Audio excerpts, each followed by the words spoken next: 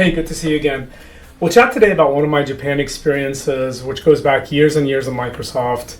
I ran the global team that was responsible for field enablement. So field enablement at Microsoft basically meant that if you're working in corporate, so if you're working in Seattle or Redmond, Washington more specifically, you were working to interlink the sales motions, the go-to-market plans, the different solutions that the various Microsoft products put together and packaged them up in a way that was easy to understand for the field sellers out in the different countries that were selling Microsoft solutions. So you'd fly out to the US teams and have like a West Coast version of a field enablement or field landing workshop, as we sometimes called it. We'd fly out to the East Coast and gather everybody in sales and solution selling and architecture, anyone that was in front of a customer, and explain to them those Microsoft solutions and how they integrated together so that instead of talking about individual products that didn't connect, you were talking about a solution that solved the customer's problem. So for one of those years, I was appointed to do that for Japan. And I'd been to Japan before to work with the local teams on their pipeline and how they grew it and how they worked with customers. And now they started to take me out to see how it was done as, the guy from Redmond that knew what these solutions looked like and could speak to them live. And the local Japanese teams could see them and sort of take notes and learn as we went along. One of the things I also did in Redmond, Washington was present at the Executive Briefing Center. So the Executive Briefing Center, if you go to the Microsoft campus, is its own dedicated building. It's almost like a 7-star hotel with its own rooms and bookings and a private restaurant and coffee shop that catered to the most important customers worldwide. And they would be sponsored to come to attend the Executive Briefing Center in Redmond. And when they did, they show up, let's say, for 2 days. And for the full 2 days, they're getting a download or an update from product experts and solutions folks like myself and, marketing people and so forth about what we were building and how we were building it. And so they'd have a menu of topics that they would pick from. And if your topic was on the menu, they'd pick you to come and speak. And they'd say, hey, we're reaching out. We have a customer. Can you go out and present to them? And I'd do that. So in that way, I got to meet many people from the field and many customers. And these are the high-level decision makers, so they were very important business decision makers and technical decision makers. And one of those companies was Hitachi Manufacturing out of Japan, Hitachi Industrial Manufacturing or Semiconductor Manufacturing out of Japan. And I was invited to go to Japan, which I had a team in anyway and had done field enablement for, to go and meet the customers directly about a very old document management system that they had that had super archaic systems, and we could update them using solutions like Azure and combination of the technology we had in SharePoint at the time, and then rebuild the stack using the Microsoft development tools. I fly out to Japan. Flight from Seattle to Japan is a direct flight. You could take Delta Airlines or other choices, and it's about a 10-hour flight. You land in Tokyo Narita Airport, and then you take the Shinkansen, which is the high-speed train, directly from Narita into downtown Tokyo. The station is called Akibahara Station. And from there, you could do different things. You could take another connection, you could take a taxi, and I'd done it before, so I was familiar with the system. What was different this time was they told me to stay at the Grand Hyatt in Tokyo. The Grand Hyatt is this incredible hotel, and the incredible hotel is just amazing. It's full of oak and wood when you walk in. The person at the door bows at exactly the right angle, which happens in most Tokyo hotels, but this was especially precise. Take your bags, you check in, the experience is phenomenal. There's oak wood everywhere at the central reception lobby. There's background music on a piano coming around. You check into your room, which smells perfect. The pillows are incredible. The mattress at the hotel makes you hate what you have at home. Spend the night, meetings are going to start the next day. I'm a big foodie, and so the amazing thing about doing all this travel is, for me, was breakfast. Breakfast was like the most important meal of the day. And at all these hotels you had, especially in Asia, you have just a tremendous variety of options at breakfast because they cater to so many tastes. So there's typically like a Western section that would have, cheese and cereal and smoked salmon and bread and toast and croissants and so forth, all impeccably tasting, I should add. The second portion would be an Asian section where they would have noodles and porridge that they love to have in Southeast Asia, and different types of fish, generally cooked meats, cured meats that were all fish and seafood oriented. Then there might even be a third section that was for vegetarians, and it would have a lot of the Indian cuisine, like roti and dal and so forth. So huge variety. Loved every minute of it. I had something purple. I had something pink that was seafood in the seafood section. Pickled mangoes, all kinds of weird things. And I'm an adventurer and I love that stuff. So that was breakfast, and took a taxi, followed the instructions, got to the hotel, which was got to Hitachi, which was in a section of Tokyo called Marunouchi. And massive building, huge. Hitachi, by the way, in Japan, these large companies, Hitachi is like a conglomerate of, maybe 50 different companies, right? There's an arm for manufacturing, industrial, microprocessors, electronics, etc. And went over there and checked in, 52nd floor, did all the security stuff that was needed of me, went up and met the team. So we had about 9 people from the customer, 5 people or so from Microsoft. That included the person that ran Microsoft Consulting Services, the person that ran the solutions team, the account manager, a product manager for some of the products we were working on. And we start the meeting. And the meeting, because we gathered the requirements after the executive briefing that we had in Redmond, was really our proposal for their solution. And it had a couple of options. I led that presentation. There's always a translator in Japan that translates between English and Japanese. And the Japanese team is there, busily taking notes, being very precise about what's being said. And the customers quietly listened. Now, the customer lead on this was someone that worked for the CTO, the Chief Technical Officer, and his name is Tanaka-san. Incredible man, both on professional level, and we became personal friends later on. So Tanaka-san, very quiet, unflinching, looked at these slides, popped in a few questions from time to time. Some of the questions were easy, some of the questions were a little bit harder, some of the questions just stunned you at the level of precision. Things like, what are we going to do about our lithography documents, and how will you deal with sovereignty from our partners with data that comes from Taiwan? So very precise questions, and we covered most of them. I walked away feeling good from the meeting by the end of the day. Not super confident, but fairly good. And there was a follow-up dinner later on that evening. And I think it was like on a Wednesday or so when that happened. So Wednesday or Thursday. We caught up on the dinner, and over the dinner, there was, 4 of us and about 9 of them, more or less the same folks at the meeting. Tanaka-san was there. We hit it off quite well. So in general, I've done martial arts when I was younger. We got to talk about martial arts.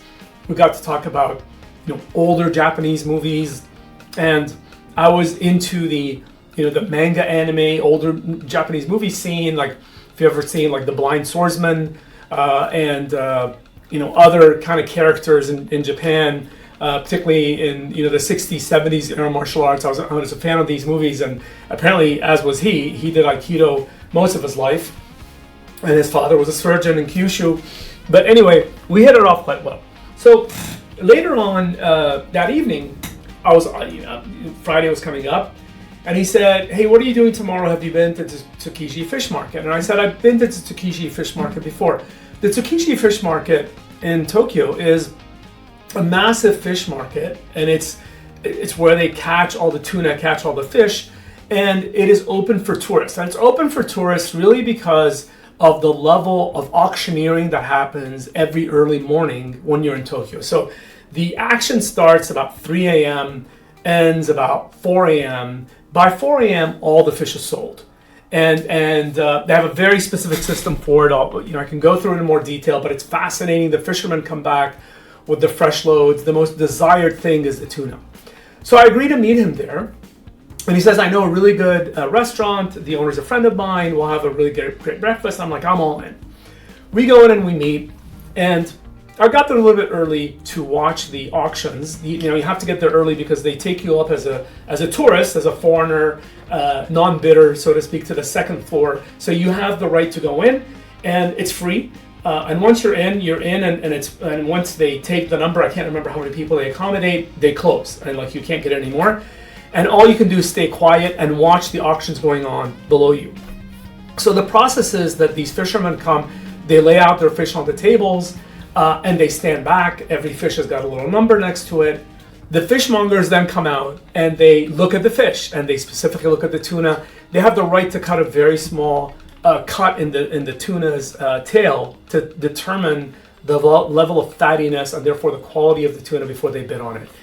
Anyway, everything is sold, and the numbers are staggering. Some pieces of tuna go for $100,000. The highest bidding tuna, I think, went for $200,000 or thereabouts that day. For what it's worth, people may be shocked at this, but they sell then a plate of tuna about that big that same evening in high-end sushi restaurants and sashimi restaurants in Tokyo for $3,000-$4,000. Like, they make money on every single one of these tuna that they sell. So I meet Tanaka-san. Incidentally, that place is in of itself is total action, right? It's got boxes up to the top of your head. There's these guys that are driving around in these flatbed trucks that almost make it illegal as a speed limit, and how they move around and maneuver in these warehouses. And we go to the restaurant and his friend is there. He bows down respectfully for us.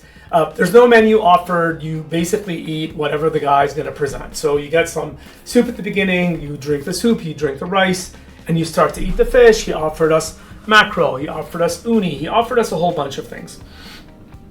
Tanaka-san are hitting it off pretty well. He is really not hinting at all as to whether or not he's happy and satisfied with the designs that we presented. And I'm trying not to pressure, not to be super intrusive, and because they told us they won't make the decision until the following week, so there was really no rush. I had a plan coincidentally over that weekend to go to Okinawa. So whenever I was in Japan, I traveled to different places, and in Okinawa, you've got to take the Shinkansen, so you take the train from Tokyo, and then you fly over to Okinawa. And he found out that I was going to Okinawa, got super excited, and he'd read on a blog that I'd written on the internet that I'd completely forgotten about 2 years prior, which I'd since stopped, about diving. And so I like to scuba dive. And he's like, hey, well, if you're in Okinawa, there's really good diving in Okinawa. And he said, I haven't done it myself, but I hear there's caves and there's turtles and there's all kinds of things. And I got, well, maybe I can do that. And when you dive, you can't dive and fly within 24 hours. So I had to watch my pressure and my depth and be able to do that in a safe manner. I get to Okinawa, do the whole flying thing, and when I'm there, I managed to hook up with the company. The company organizes the tour. I check into the hotel. The hotel is nowhere near as fancy as the Tokyo Hotel, which is fine, obviously. The Grand Hyatt is a whole other thing. And then you fly, like I said, from Kagoshima to Kyushu, as far as I recall, and then you take the Nozomi over into Okinawa. I dove that day and it was phenomenal. So you have your dive instructor, those 3 other people or so.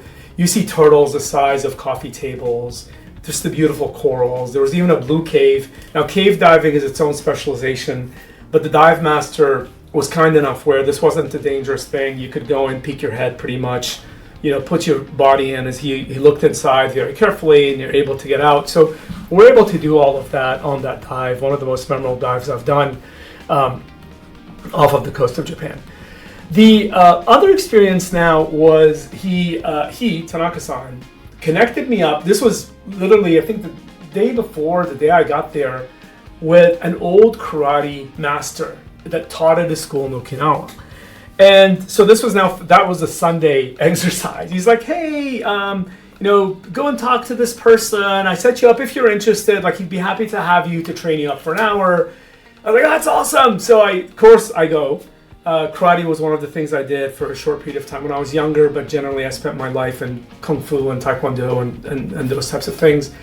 And I meet this master of classical karate. Classical karate, if you've ever done martial arts, is sort of very rigid in its system.